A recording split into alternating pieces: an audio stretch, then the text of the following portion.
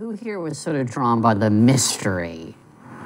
I mean, I think that's part of it. I think it's all. I think all it's a combination of history, tradition, and mystery as well.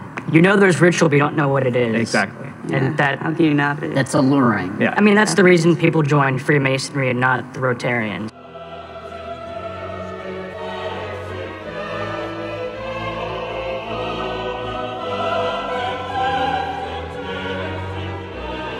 Pour comprendre les sociétés secrètes initiatiques modernes qui gouvernent actuellement le monde, il est indispensable de remonter aux religions antiques dites à mystère, des cultes qui ne se sont jamais véritablement éteints, mais qui ont perduré à travers les siècles. Toutes ces sectes, appelées à l'époque écoles des mystères ou religions à mystère, étaient destinées à transmettre une certaine connaissance ésotérique et occulte. Seuls des aristocrates pouvaient alors rejoindre de tels groupes pour recevoir l'initiation au fameux mystère. C'est ainsi qu'est née petit à petit une sorte de caste aristocratique qui a développé un sentiment de supériorité spirituelle se traduisant par l'illumination, c'est-à-dire l'accès à une connaissance cachée à la majorité des humains profanes. Quelles sont ces initiations? Quels sont ces mystères antiques? Leur symbolique contient-elle des clés initiatiques traversant les siècles? Par quelles organisations modernes ces mystères continuent-ils à se transmettre de génération en génération? Dans le livre Le monde grec antique, Marie-Claire Amouretti écrit à propos du culte à mystère de Bacchus, Dionysos apparaît comme le dieu libérateur. Le mythe en fait un exilé, le rattache au Proche-Orient pour le faire revenir triomphalement en terre grecque, accompagné d'un cortège de satyres et ménades, musiciens et danseurs. Dieu du vin et du désir débridé, Dionysos s'offre à ses fidèles sous la forme d'un animal puissant, qu'il dépèce et mange cru pour s'approprier sa force. Les femmes surtout participent à ce culte. C'est tout le cadre civique et familial qui craque à l'occasion de ces fêtes, dont Euripide fera une extraordinaire évocation dans Les Bacchantes. Ce qui se passait au cours du culte de Dionysos est resté entouré du plus grand mystère pendant 2 millénaires, jusqu'à ce que ces fresques voient le jour. De nombreux historiens pensent qu'elles retracent les rites secrets d'initiation d'une jeune femme. Où cela commence-t-il? En allant de gauche à droite, cela commence ici, avec l'entrée en scène d'une femme. La femme arrive complètement vêtue, tandis qu'un enfant lit ce qui semble être un texte sacré. Mais ensuite, elle apparaît plus légèrement vêtue, portant un plateau d'offrande, sans doute destiné aux dieux. La scène suivante représente un rituel de purification, une sorte de préparatif. Je pense que c'est cette scène en particulier qui nous montre vraiment que ça a quelque chose à voir avec le mystère. C'est extrêmement rare de peindre quelqu'un comme s'il tournait le dos aux visiteurs. Et cela cache quelque chose. Oh! Il se passe quelque chose de secret. Après cette scène, on perd la trace de l'initié pendant quelque temps. Et quand elle réapparaît, elle est dans un tout autre état d'esprit. Elle regarde quelque chose qui se passe plus loin, avec une expression d'effroi sur le visage. Cette femme tient un fouet dans sa main qui semble destiné à s'abattre sur le dos de cette autre femme, là, au dos nu, et dont la tête est enfouie dans le giron d'une troisième femme qui lui apporte réconfort et soutien.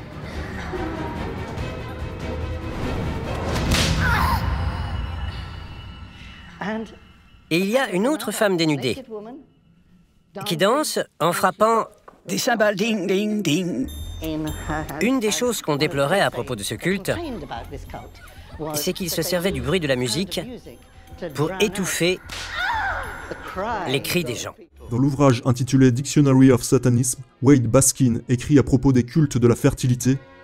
Dans la mythologie classique, Dionysos est le dieu du vin et de la fertilité. Certaines religions païennes donnaient des initiations par des rituels secrets, non divulgués au public.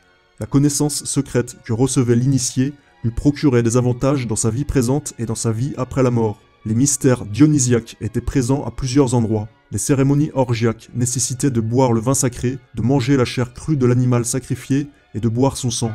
Le but ultime d'un tel culte était d'atteindre l'immortalité. Selon l'historien romain Titus Livy, les Romains qui avaient enquêté sur les cultes à mystère de Bacchus avaient découvert que ces rituels incluaient des transgressions sexuelles et des sacrifices de sang. Une des prophétesses du culte avait organisé avec ses adeptes une vaste escroquerie ayant entraîné plusieurs assassinats. Il s'agit du scandale des Bacchanales, historiquement bien référencé. Ce culte n'admettait dans ses cérémonies initiatiques que des jeunes gens de moins de 20 ans, plus dociles lors des orgies. Alors que son fils récupérait, elle devait l'initier au rite bachique, c'est-à-dire le culte à Bacchus. Alors, sa maîtresse Ispala lui dit que lorsqu'elle était une esclave, elle entrait dans ce sanctuaire comme une subalterne à la maîtresse, mais que lorsqu'elle était libre, elle n'en avait jamais approché. Elle savait que c'était un atelier pour toutes sortes de corruptions. Et il était bien connu que depuis 2 ans, personne ayant eu plus de 20 ans n'avait été initié ici. Ils le conduirent dans un endroit qui résonnait de cris, de chants, de musique et de frappements de cymbales et de tambours, de sorte que la voix de l'initié ne puisse pas être entendue alors que les pratiques honteuses étaient perpétrées sur lui avec violence. Dans son livre « Les divinités génératrices », Jacques-Antoine Dulor, à l'époque franc-maçon de la loge Osiris de Sèvres, nous apprend que le culte à mystère de Bacchus provient d'Égypte et qu'il est lié au culte phallique, l'adoration du pénis. Dulor écrit dans son livre « Hérodote et Diodore de Sicile s'accordent à dire que le culte de Bacchus a été introduit en Grèce par un dénommé Mélampous, instruit par les Égyptiens d'un grand nombre de cérémonies. Mélampous, fils d'Amythaon, avait, dit Hérodote, une grande connaissance de la cérémonie sacrée du phallus. C'est lui en effet qui a instruit les Grecs du nom de Bacchus, les cérémonies de son culte, et qui a introduit parmi eux la procession du phallus. Il est vrai qu'il ne leur a pas découvert le fond de ce mystère, mais les sages qui sont venus après lui en ont donné une plus ample explication. C'est donc Mélampous, ajoute-t-il, qui a institué la procession du phallus que l'on porte en l'honneur de Bacchus, et c'est lui qui a instruit les Grecs des cérémonies qu'ils pratiquent encore aujourd'hui. Certains témoignages actuels semblent confirmer que le culte à Dionysos, Bacchus, et globalement tous ces cultes lucifériens sont encore pratiqués de nos jours en Occident. Le livre Ritual Abuse and Mind Control, The Manipulation of Attachment Needs, contient le témoignage d'une survivante d'abus rituels sataniques et de contrôle mental. La femme est née dans une famille qui pratiquerait ces rituels de génération en génération. Voici un extrait de son témoignage. Le premier assassinat d'enfant dont je me souviens consciemment remonte à l'âge de 4 ou 5 ans. Ma mère a été engrossée par X. Nous avons été conduits dans une grande demeure seigneuriale, c'était durant l'été à l'occasion d'une date importante. Le vendredi soir, il y a eu un rituel suivi d'une orgie impliquant beaucoup de personnes habillées en costume et faisant des cabrioles dans cet immense salon. Bacchus était l'un des dieux qu'il vénérait. Le lendemain, nous sommes allés à l'extérieur, dans une grande prairie. Il y avait une centaine de personnes. C'était un grand rituel. Ma mère était couchée sur le sol. Elle faisait le travail pour accoucher pendant que X chantait. L'enfant est né, c'était une petite fille. Il m'a alors mis un couteau dans la main gauche en me disant certaines choses concernant cet enfant. Puis il a mis sa main sur la mienne et nous avons pointé le couteau vers la poitrine du bébé et nous l'avons tué. Il a retiré le cœur, tout le monde a acclamé et s'est déchaîné. Puis l'enfant a été démembré et consommé. Nous retrouvons là les orgies sacrées pratiquées par les religions antiques dites à mystère, comme par exemple le culte de Dionysos, un culte phallique lié à la fertilité, tout comme le culte shivaïque en Inde ou d'Osiris en ancienne Égypte avec ses obélisques symbolisant le phallus. Les sociétés secrètes lucifériennes modernes comme la franc-maçonnerie, la Rose-Croix, l'Othéo, etc., qui au passage sont toutes imbriquées les unes dans les autres, telles une poupée russe initiatique, les unes ouvrant les portes aux autres, sont la continuité des religions à mystère, des cultes initiatiques antiques. Tout ceci n'a pas disparu, il s'agit de ce que je définis dans le livre MK comme la religion sans nom. Ce culte, ou plutôt cette doctrine, n'est pas censé exister pour le commun des mortels de notre époque. On pourrait tout aussi bien l'appeler la religion aux 1000 visages, ces multiples formes n'étant rien d'autre que des manifestations d'une souche de fond qui s'adapte aux époques et aux civilisations humaines. Une souche qui s'extériorise de telle ou telle manière selon les circonstances qui s'offrent à elle et qui s'adapte aux aléas matériels, mais qui reste une dans ce qu'elle vise au niveau spirituel. C'est une doctrine clandestine, une gnose transhistorique qui n'a donc pas d'appellation précise, mais qui façonne pourtant notre société moderne par l'infiltration depuis des siècles. Elle marque son empreinte par une symbolique que les initiés aiment à afficher dans le monde profane, mais aussi par une influence entraînant une décadence des mœurs de plus en plus marquée. C'est une sous-culture qui émerge petit à petit et qui tente d'imprégner les profanes pour devenir une culture hégémonique mondiale.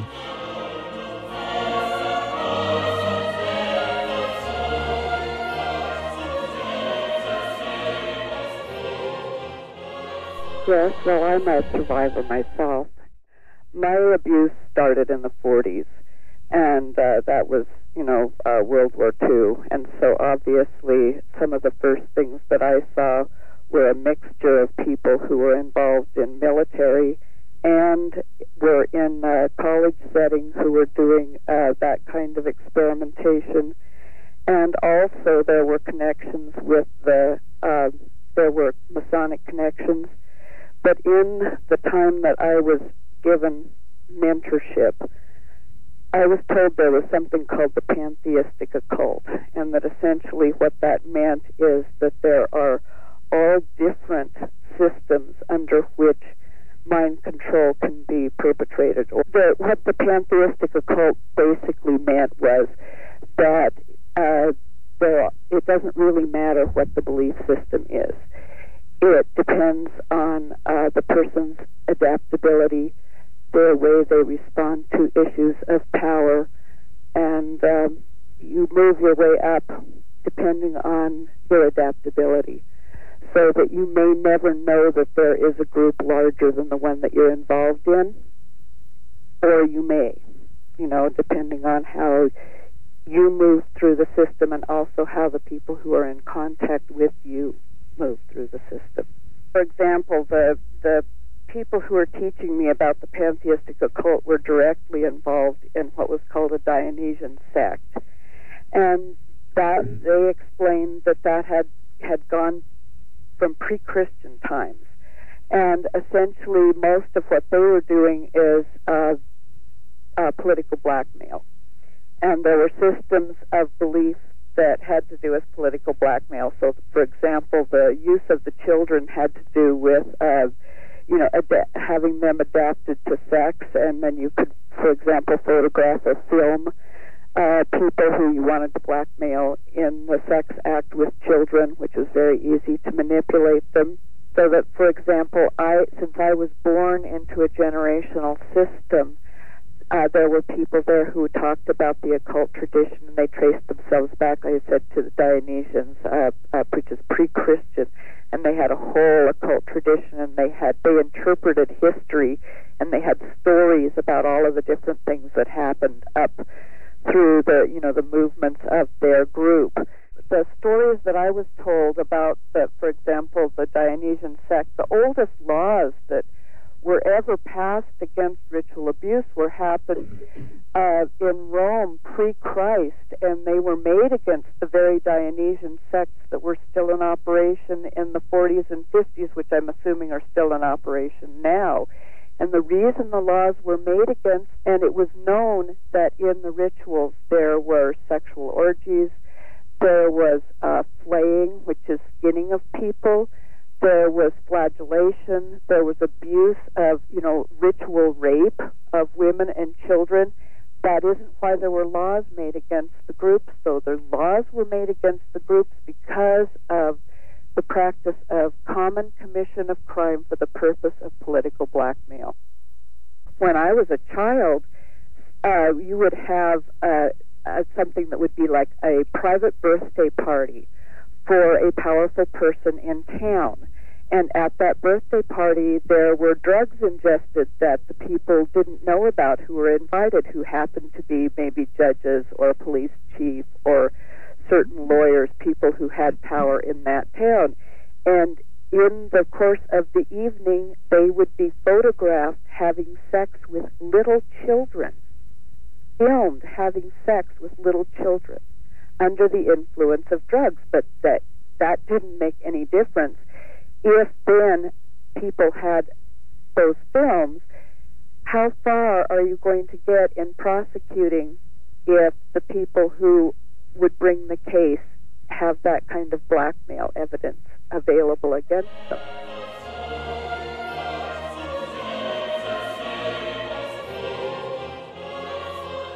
I'd like to present our first speaker, Dr. Randy Noblitt. He is a clinical psychologist in private practice. He is he's developed a lot of expertise, somewhat against his will, in the area of ritual and cult abuse. He's the author of a book to be published in August entitled Cult and Ritual Abuse, Its History, Anthropology, and Recent Discovery in Contemporary America. So without further ado, here's Dr. Noblitt.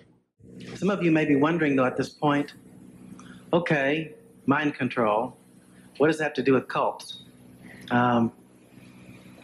Since that word is associated with the topic for this conference, I wonder how many people out there think that there are groups, cults, whatever, where they practice let's say, harmful, deviant, black magic, Satanism, not witchcraft in the sense of Wicca, but dark arts, so to speak. I wonder how many people think that. And some of you might be wondering, what is the connection between cults, witchcraft, Satanism, so on, and the mind control that you're going to be hearing a great deal about from the finest experts on that subject here. And that's an important point. And I'm hoping that if we accomplish one thing in this conference, it is that we get a clear sense about what is the connection, because there is a connection. But actually, this is an old story. And it's a story of trauma. It's a story of slavery.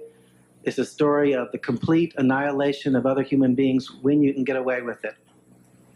It's a very, very sad story, and it has a long history. We can hear about that story and read about it in old documents, such as the Bible. The Bible talks about children passing through the fire. It talks about horrible things happening. And, of course, many people may have just thought, well, that's kind of an interesting story, you know.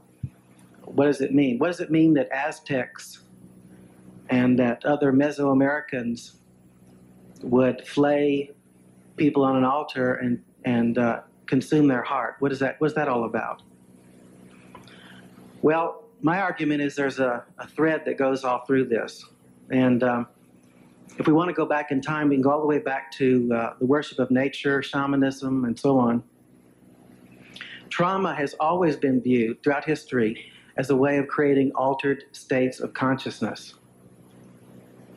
Trauma, there are a variety of ways to create altered states of consciousness. Obviously, you can meditate, you can do hypnosis, you can listen to drums pounding and they'll kind of carry you off and they'll drift a little bit. But nothing really exciting happens. Nothing very impressive happens.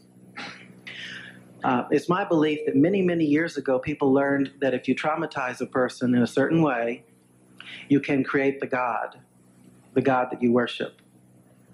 And so for that reason, many early religions, many very old religions included trauma in their worship. In fact, there's a book out, some of you may have seen it, it's called God is a Trauma. And it's particularly about some of the Gnostic traumatic practices that went back into ancient times. But we can carry this back even further than, say, the ancient times, ancient medieval times, back to, again, shamanism. Now, it's hard really to understand shamanism in detail now, the ancient version, because, again, many of these practices are pre-literate. We have no way to know exactly what people did. We just see these examples, for example, in the Mayan temples, and we know that these buildings were probably used for these purposes. But it's a little easier to understand it if we look into the shamanistic practices of modern times. For example, I wonder how many people here are familiar with the sun-gazing dance, or the sun dance, as it's called. Some of you are, okay. Well, this is still practiced in North America. Some of you may have seen the movie that came out some, I guess, 20 years ago, A Man Called Horse. And in the movie, I thought it was totally fictional, because I didn't think you could ever get anybody who would agree to be lifted up but with hooks stuck in their pectoral muscles. I didn't figure a big line would establish with people waiting to do that. And I assumed it was totally fictional, but as it turns out, I was doing some reading on shamanism, and I read a modern day account. I saw photographs of them doing the sun dance now, the sun gazing dance.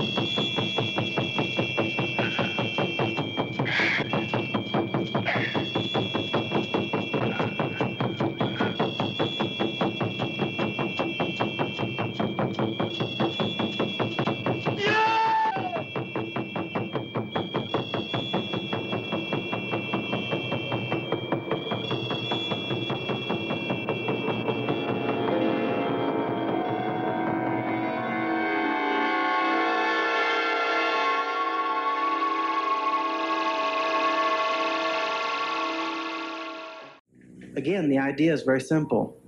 And I'll be talking about this more when I get into more programming in particular. To me, this is where programming begins, where people perhaps learned accidentally that the use of trauma and other kinds of ritual acts can produce dissociated states, can produce dissociated identities. That is, you can produce the deity. And many villages may have wanted to have their deity there, and it may have been a great honor for some child to go through these horrible procedures so that the village could have their deity right there with them.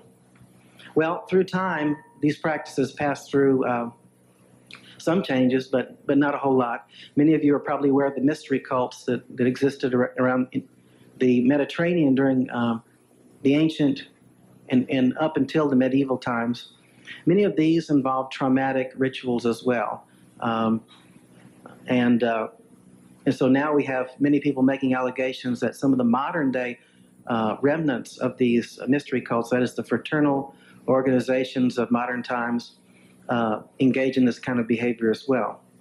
There are also many other pre-industrial cults. There's an excellent book by Oki, an African Juju high priest, who writes about the traumatic ordeals that were used in his West African community on people, and he describes the dissociation that also occurs there. So these things are happening now. Now, some of you may wonder, though, okay, this makes sense, it's logical, and somewhere in there Satanism is a part, too. We hear so much about Satanism. Certainly, there must be some, I mean, where there's smoke, there's got to be something to that. So where's the connection with the U.S. government and other governments and CIA and military intelligence? I mean, doesn't this really sound awfully far-fetched?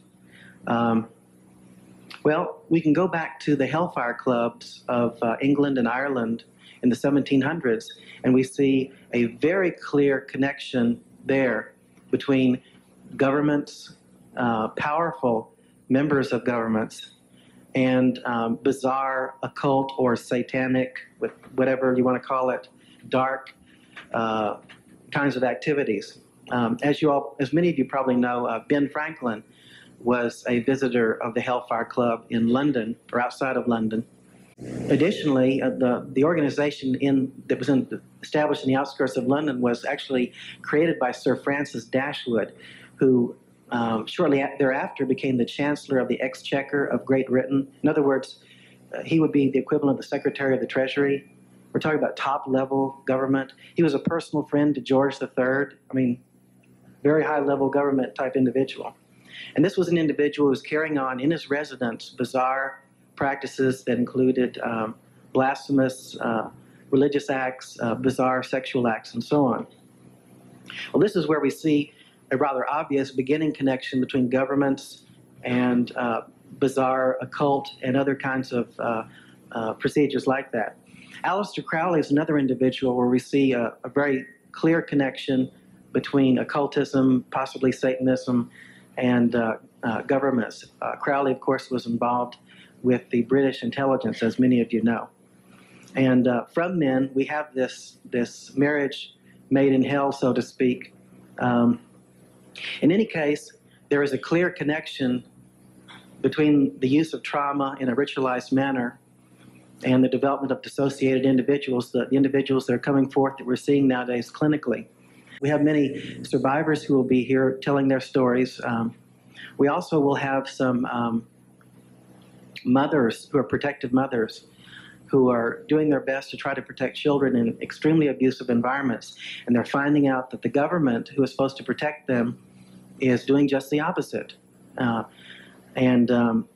We'll have time to talk about that as well. This is one of the great tragedies, is that something horrible is going on, but the people that we all should be able to trust to help us don't seem to be doing their job.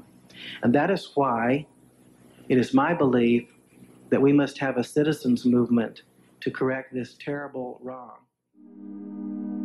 Ces rituels initiatiques de passage sont les anciens mystères de la mort et de la renaissance ou résurrection, une procédure secrète et sacrée qui impliquait de puissantes altérations de la conscience. Ces cultes étaient particulièrement présents dans le bassin méditerranéen. Nous pouvons citer par exemple les cérémonies babyloniennes de Inanna et Tammuz, les mystères égyptiens de Isis et Osiris, le culte d'Orphique, le culte de Bacchus, les mystères d'Éleusis, de Mithras, les rituels corybantiques ou encore les mystères de Attis et Adonis.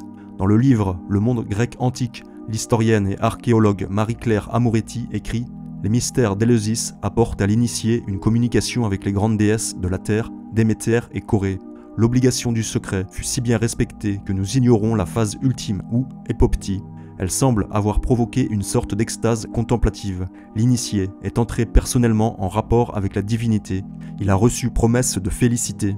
Dans Phèdre, Platon évoque la suprême béatitude atteinte par le myste, c'est-à-dire l'initié. Il semblerait que ces cérémonies ont incité le participant à surmonter l'angoisse de la mort par la conviction d'être intégré dans une chaîne de vie, tout comme le blé meurt et renaît par l'intermédiaire de la graine. Dans son ouvrage intitulé Métamorphose, l'écrivain Apulée semble décrire sa propre initiation au mystère d'Isis et d'Osiris, auquel il aurait été initié lors de son séjour en Grèce. Le grand prêtre écarte ensuite les profanes, me fait revêtir d'une robe en lin cru, et, me prenant par la main, m'emmène dans le plus profond du sanctuaire. Sans doute, ami lecteur, votre curiosité va s'enquérir de ce qui se dit, de ce qui se fit ensuite. Je le dirais s'il m'était permis de le dire, vous l'apprendriez s'il était permis de l'apprendre. Écoutez et croyez, car ce que je dis est vrai. J'ai touché aux portes du trépas. Mon pied s'est posé sur le seuil de Proserpine. Au retour, j'ai traversé les éléments. Dans la profondeur de la nuit, j'ai vu rayonner le soleil. Dieu de l'enfer, Dieu de l'empyrée, tous ont été vus par moi face à face et adorés de près. Voilà ce que j'ai à vous dire, et vous n'en serez pas plus éclairés. Nous retrouvons donc ici 3 composantes essentielles des sociétés secrètes de type maçonnique, la mort et la résurrection, l'épreuve par les éléments et enfin l'illumination. Il est possible qu'il s'agisse ici d'un rituel traumatique entraînant le candidat à l'initiation dans une expérience aux frontières de la mort, avec un profond état de dissociation illuminant sa conscience. Dans son ouvrage The Symbolism of Freemasonry, Albert Mackay définit une forme de maçonnerie noire aux pratiques initiatiques terrifiantes et traumatisantes, qui utilise la représentation symbolique de la descente mythique dans l'Hadès, la tombe ou l'enfer, pour ensuite revenir à la lumière du jour, autrement dit, la renaissance initiatique. Dans son livre The Occult Conspiracy, Michael Howard écrit à propos des cultes à mystère de l'Antiquité: les cultes des mystères pratiquent des cérémonies initiatiques qui contiennent le symbolisme des arcanes, ainsi que des mises en scène afin de révéler à l'initié les réalités spirituelles cachées derrière l'illusion du monde matériel. Durant l'initiation, le néophyte est mis dans une transe et expérimente alors le contact avec les dieux lors d'un voyage dans l'autre monde. Les initiés passent par une mort symbolique et renaissent avec une âme parfaite. Ce que rapporte ici Howard est intéressant car il montre les similarités qu'il y a entre les cultes des mystères antiques, le chamanisme, les cultes de possession et la sorcellerie. Mais ce qu'il décrit montre aussi une similarité avec les sociétés secrètes contemporaines de type maçonnique, c'est-à-dire la mort symbolique pour la renaissance à une nouvelle vie. Une symbolique que nous retrouvons également chez les chrétiens avec la renaissance en Jésus-Christ, par le sacrement du baptême. Ainsi, celui qui est uni au Christ est une nouvelle créature. Ce qui est ancien a disparu. Voici, ce qui est nouveau est déjà là.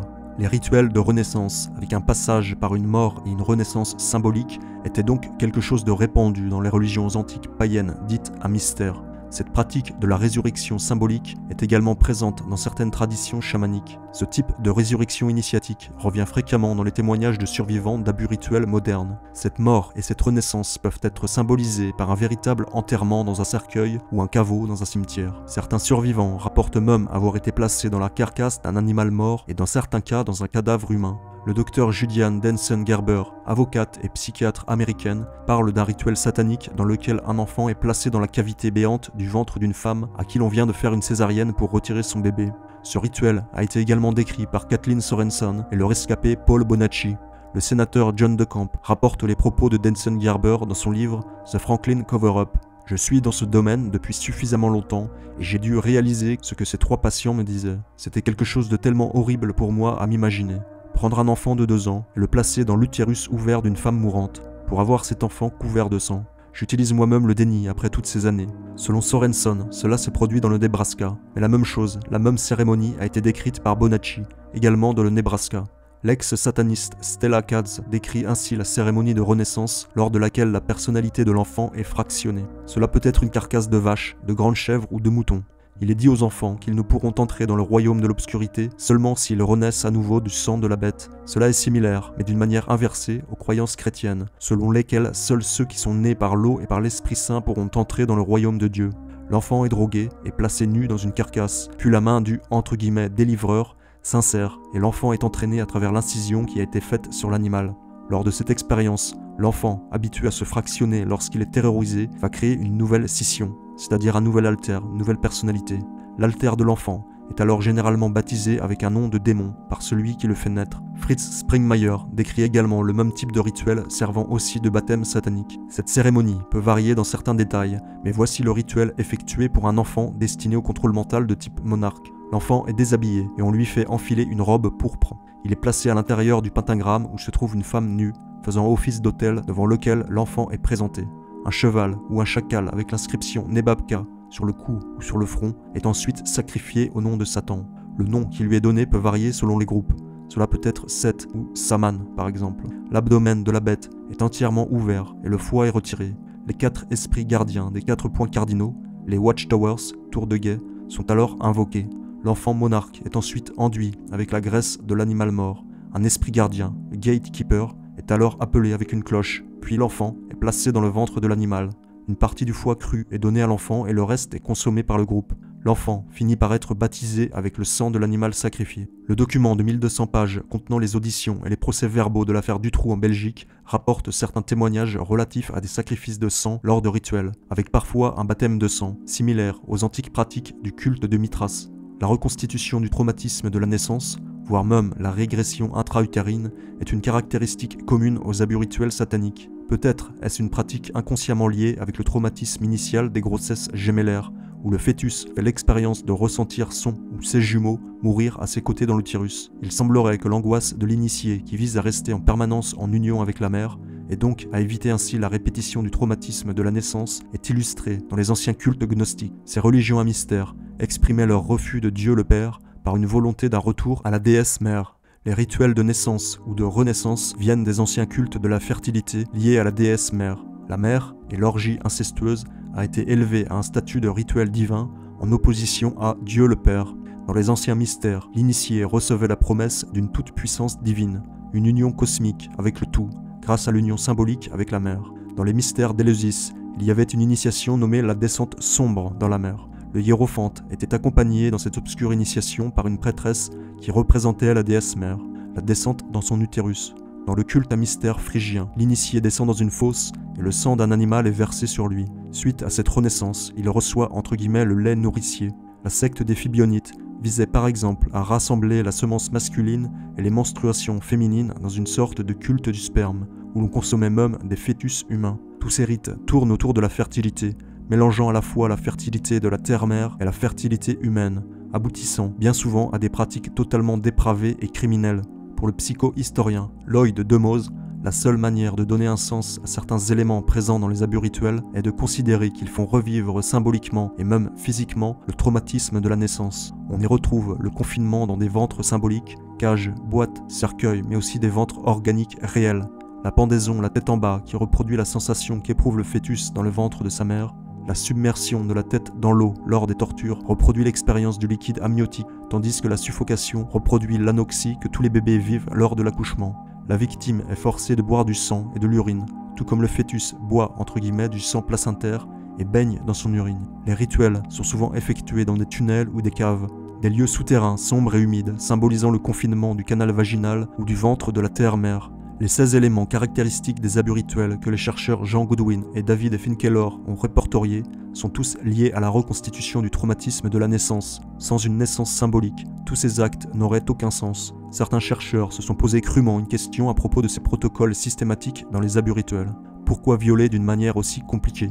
Probablement parce que ce processus représente le drame fœtal qui doit être reproduit et revécu, cela d'une manière certainement inconsciente. Dans le livre The Witch's Ways, Principles, Rituals and Beliefs of Modern Witchcraft, La voie des sorcières, principes, rites et croyances de la sorcellerie moderne, Janet et Stewart Fenner rapportent le témoignage d'une victime qui décrit que, nue et en état de transe, elle a été attachée et transportée jusqu'à une grotte par un groupe de femmes, elles aussi totalement nues.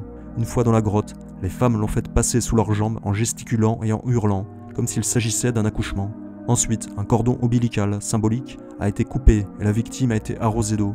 Dans le livre Michelle Remembers, la survivante Michelle Smith se souvient de son rituel de naissance. Un bébé a d'abord été poignardé, puis elle était placée entre les jambes de Michel et son sang étalé sur elle, comme s'il possédait du pouvoir. Ensuite, on a peint des symboles rouges sur son corps et elle a dû mettre sa tête entre les jambes d'une femme et ramper, comme si cette femme accouchait d'elle. Elle décrit également un autre rituel où elle était placée à l'intérieur d'une statue de plâtre à l'effigie du diable et couverte de sang. Elle dit qu'elle se sentait comme dans un tube de dentifrice au moment où elle en était expulsée. Elle note « Je suis en train de naître. J'ai quelque chose d'épais d'enroulé autour de mon cou, mais un homme coupe cette corde afin que je ne m'étouffe pas. » La société secrète Skull and Bones pratique un rituel de mort symbolique où l'initié est placé nu dans un cercueil. Il doit subir diverses étapes traumatisantes dans le but d'une renaissance et d'une transformation de sa vie. Dans ce cercueil, il doit également confesser ses plus sombres activités sexuelles. Pour les Skull and Bones, durant la nuit du rituel, l'initié meurt au monde pour renaître dans l'ordre. Alors qu'il est dans le cercueil pour un voyage symbolique à travers les enfers pour sa renaissance, qui aura lieu dans la chambre numéro 322, l'ordre revêt alors le chevalier nouveau-né avec des vêtements spéciaux, indiquant que désormais il devra s'adapter à la mission de l'ordre. Le serment prononcé par l'initié lors de ce rituel de renaissance jure une allégeance à l'ordre secret qui surpasse tout ce qui concerne le monde profane. C'est une allégeance totale au groupe. Ce type de rituel est quelque chose de courant dans le satanisme. Dans son livre The Satanic Rituals Companion to the Satanic Bibles, Anton LaVey, le fondateur de l'église de Satan, a écrit « La cérémonie de la Renaissance se passe dans un grand cercueil. De façon similaire, cette symbolique du cercueil se retrouve dans la plupart des rituels de loge. L'ex-Illuminati, Svali, survivante d'abus rituels et de contrôle mental, qui a tant bien que mal déserté le culte pour livrer son témoignage, a affirmé qu'un des plus anciens de leurs rituels est la cérémonie de résurrection. Le phénix est l'un des symboles qu'ils apprécient le plus. La mort et la renaissance à une nouvelle vie est très présente dans les rituels de l'élite luciférienne. La cérémonie ou rituel de résurrection se fait généralement pour un enfant de 2 ou 3 ans. Celui-ci sera fortement traumatisé par divers moyens, violences physiques et sexuelles, électrochocs, asphyxie, drogue, ayant pour but de le faire se dissocier au maximum et de l'amener dans un état proche de la mort. C'est une méthode de programmation mentale qui pousse volontairement un enfant jusqu'aux frontières de la mort. La petite victime ressent alors à ce moment-là des présences autour d'elle. Ce sont des entités observant ce petit corps inconscient entre la vie et la mort. Dans ces rituels de résurrection, il y aura toujours la présence d'un personnel médical compétent avec du matériel adéquat afin de surveiller l'état de l'enfant et pour pouvoir le ressusciter le temps venu. Lorsqu'il reprendra conscience dans d'extrêmes souffrances, on le mettra face à un choix, affronter une mort certaine ou choisir de vivre en intégrant en lui une puissance démoniaque. L'enfant choisit évidemment de vivre, et une entité parasite s'accroche alors à lui. Plus tard, l'enfant se réveillera dans des vêtements propres, dans un lit douillet, enduit d'onguents guérisseurs, mais dans un état de choc et d'extrême faiblesse. C'est alors qu'une personne viendra lui dire d'une voix douce et rassurante qu'il était mort, mais que le démon l'a, entre guillemets, ramené à la vie, qu'il doit donc lui en être redevable, tout comme aux personnes qui l'ont sauvé en relançant les battements de son cœur. Ce type de programmation basée sur la mort imminente est utilisé pour terrifier, fractionner, démoniser et finalement contrôler totalement un très jeune enfant au niveau physique, psychique et spirituel. Cela l'oblige à accepter une spiritualité totalement luciférienne dans les pires circonstances traumatiques et coercitives qui soient. Le rituel marquera profondément les croyances de l'enfant et cette expérience traumatique modifiera surtout sa réalité la plus fondamentale. Une autre technique de contrôle mental basée sur une mort imminente a été décrite par Svali comme étant pratiquée dans un cadre gouvernemental de type MKUltra. Le sujet est attaché par la taille et au cou. Il est enveloppé dans un caisson d'isolation sensorielle, supprimant toutes les sensations de ses membres. Dans cet état de privation sensorielle, il est nourri par intraveineuse et se fait bombarder le cerveau par des bruits sonores extrêmement violents. L'obscurité totale de la pièce sera entrecoupée de lumière blanche éblouissante, et le sujet va vite perdre la notion du jour et de la nuit. Lorsque la victime se rapproche du point de rupture et qu'elle est sur le point de se briser, elle reçoit alors des électrochocs et des drogues. Le niveau de douleur et de terreur est à son paroxysme et on lui répète qu'elle est en train de mourir, ce qui est le cas. Au besoin, elle peut être mise sous respirateur artificiel. C'est alors que le sujet expérimente cet état de mort imminente et il se retrouve à flotter hors de son corps, enfin libéré de la torture physique et psychologique. C'est alors qu'un programmeur vient se poser en sauveur en lui disant qu'il mérite de vivre et qu'il ne le laissera pas mourir. Au final, la victime va lui devoir la vie. La victime est ramenée doucement à un état de conscience, on va dire, correct, toujours accompagné du message constant lui répétant qu'elle est née de nouveau, pour la famille.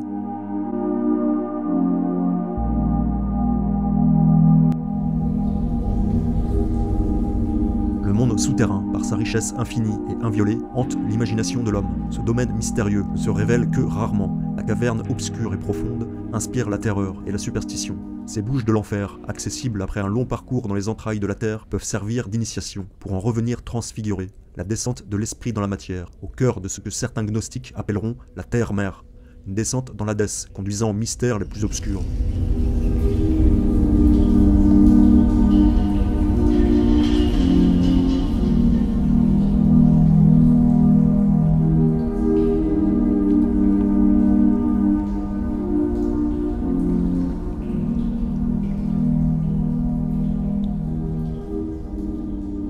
Les sociétés secrètes modernes de type maçonnique sont la descendance des religions antiques dites à mystère. Les archives rapportent que ces cultes à mystère avaient un attrait tout particulier pour le monde souterrain, l'univers obscur des arcanes interdites aux profanes. Nous allons voir que la franc-maçonnerie contemporaine a elle-même une accointance toute particulière pour les cavernes et autres grottes des profondeurs. Voici une série de sites souterrains, cavernes ou mines, accaparés par des loges maçonniques. Ce sont les plus connus, il en existe probablement des centaines, voire des milliers.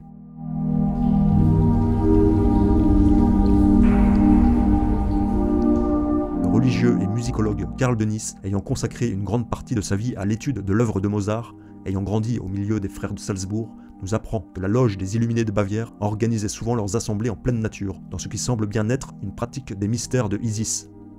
Il y avait à Salzbourg plusieurs groupes d'illuminés, une organisation paramaçonnique donc, qui s'est répandue surtout à partir de 1776 en Autriche. Il y avait les loges d'Apollo, de la science, des chœurs réunis pour les femmes. Ces illuminés tenaient souvent leurs réunions dans le parc de Eigen, au pied du Geisberg à Salzbourg.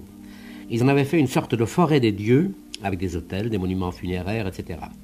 Et ce parc appartenait d'ailleurs à l'un de leurs membres, von Hamann, un des amis qu'on trouve dans toute la correspondance des Mozart, en particulier le père en parle. Et la cérémonie d'initiation se passait au Hexenloch, c'est-à-dire le trou des sorcières, une grotte située dans le bas de la montagne, qui à l'époque était fermée par une porte à claire-voie. Cette entrée était flanquée de 2 colonnes soutenant un symbole des mystères d'Isis, des mystères anciens, c'est-à-dire un sphinx ailé. Et la tradition rapporte que, dès l'époque romaine, cette grotte avait servi aux fidèles de Mitra et d'Astarté. En y pénétrant, on entend une chute d'eau au fond de l'abîme. Les cérémonies d'initiation avaient lieu la nuit, et la grotte était donc éclairée par des torches. C'est tout à fait le décor de la scène des épreuves de la flûte enchantée. J'ai là une gravure. Vous voyez, vous avez l'entrée de la grotte avec les décorations. On voit l'eau qui coule, il y a la forêt des dieux, enfin tout ça. Et il y a plus précis encore. Dans la description salzbourgeoise de 1792, Hübner précise à la page 468, là j'en prends mes notes, n'est-ce pas, que le Hofrat Ernst von Gilowski et M. von Hamann organisaient des réunions nocturnes dans cette grotte avec Mozart.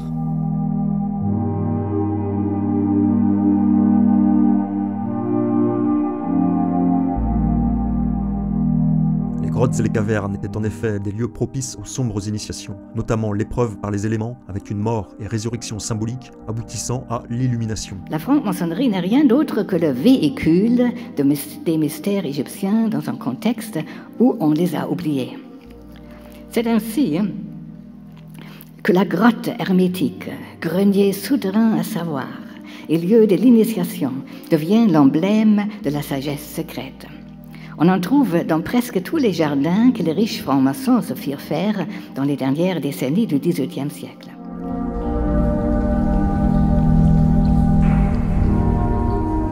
Situé au nord-ouest des États-Unis dans l'Oregon et tenant son nom de la rivière Malheur, ce tunnel de lave appartient à la loge maçonnique Robert Burns, rattachée à la Grande Loge d'Oregon. Depuis des décennies, les maçons organisent des réunions annuelles au plus profond de cette caverne isolée dans le désert.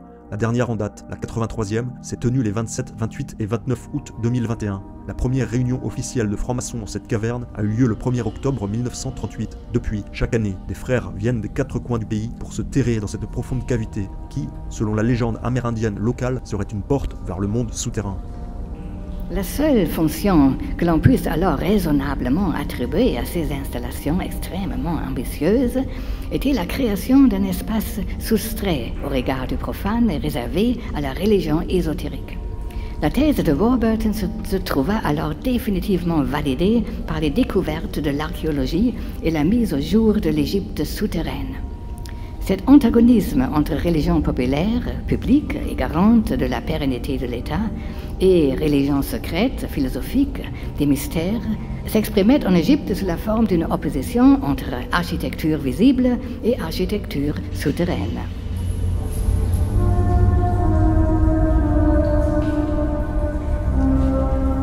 Le célèbre franc-maçon américain George Washington avait, semble-t-il, une attirance particulière pour le monde souterrain, en particulier pour une grotte située à Charleston en Virginie occidentale, dont il aurait gratifié une des parois de sa signature. Dans les années 1770, 2 des frères de Washington, ainsi que plusieurs autres frères francs-maçons, ont acheté la parcelle sur laquelle se trouve cette caverne, aujourd'hui connue sous le nom de grotte maçonnique de George Washington. Au fond de cette cavité se trouve une chambre arrière accessible après avoir traversé une piscine d'eau froide de 15 mètres. C'est là que se tenaient les réunions de la loge maçonnique. De nombreux emblèmes et symboles maçonniques sculptés sont encore visibles, ainsi qu'une sorte d'autel. La dernière réunion maçonnique officielle tenue à l'intérieur de cette caverne a eu lieu en 1844. Il n'est pas besoin de décrire plus avant la fascination exercée sur les lecteurs par ce modèle d'une élite littéralement enfouie sous terre avec la tolérance de l'État et même son soutien, quand eux, pour leur part, se voyaient contraints à une forme d'immigration intérieure et devaient mettre en œuvre le projet de lumière à l'abri des loges et des sociétés secrètes. La parallèle entre les sages de l'ancienne Égypte, vénérant sous la terre le dieu des philosophes et travaillant à noblissement des métaux, d'eux-mêmes et de la société des hommes, et les francs-maçons européens mettant en œuvre dans leur loge un projet analogue, semblait si évident que les francs-maçons purent se considérer comme des héritiers de ces prêtres de l'Égypte ancienne.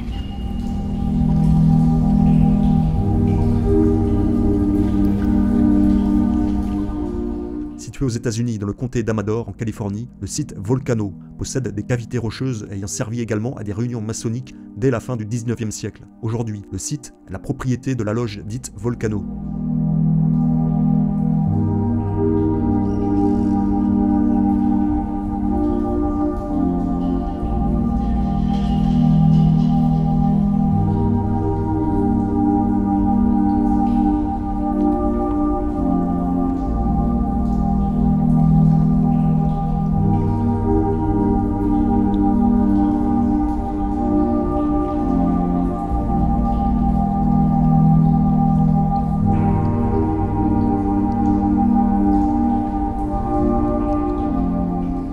Aux États-Unis, dans l'Arizona, cette ancienne mine de cuivre a été gâtée par une imposante présence maçonnique en 1897. Le journal Leslie Weekly rapporta à l'époque: la 16e réunion de la Grande Loge d'Arizona est unique dans l'histoire moderne de la franc-maçonnerie. Ces rites et cérémonies mystiques se sont déroulés dans un temple d'une grande beauté aux magnifiques dimensions. Un lieu où jamais auparavant nous n'avions entendu résonner le son du marteau et de la truelle, à plus de 60 mètres sous terre. En 1967, ce sont plus de 1800 maçons qui se sont réunis à Salem, dans l'Indiana, pour célébrer le 150e anniversaire maçonnique. Ils n'ont pas choisi un site au sommet de la montagne, mais à l'intérieur d'une des plus grandes carrières de calcaire de l'État. Des réunions maçonniques similaires ont également eu lieu dans une carrière à Marietta, dans l'Ohio.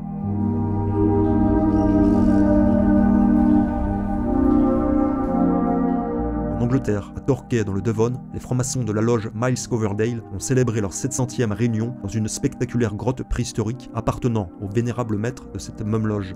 Sa famille est la gardienne de la caverne depuis 5 générations, c'est-à-dire depuis 1880.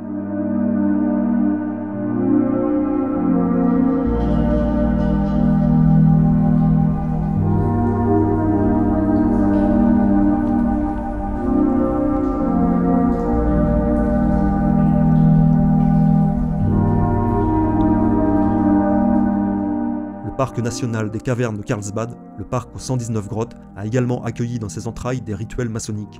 De gigantesques chambres souterraines criblées de stalactites font la renommée de ce site. En parcourant le numéro 83 de la revue The New Mexico Freemason, nous y trouvons la photo d'une réunion maçonnique au cœur d'une des chambres souterraines de Carlsbad. Les frères expérimentent-ils ici la reliance à la terre-mère ?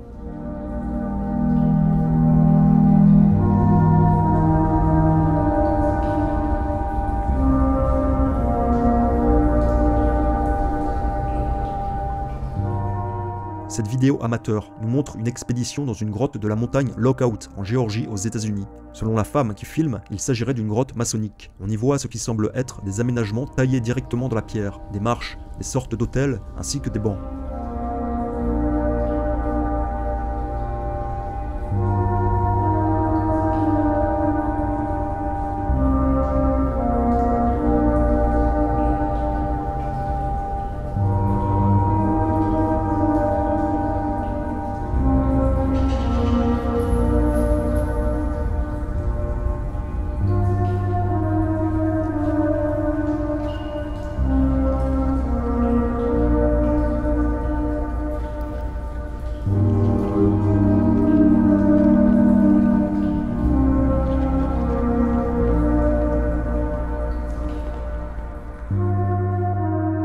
follow the Freemason on a regular basis, hold meeting in this cave to remind them that Solomon was the first Freemason.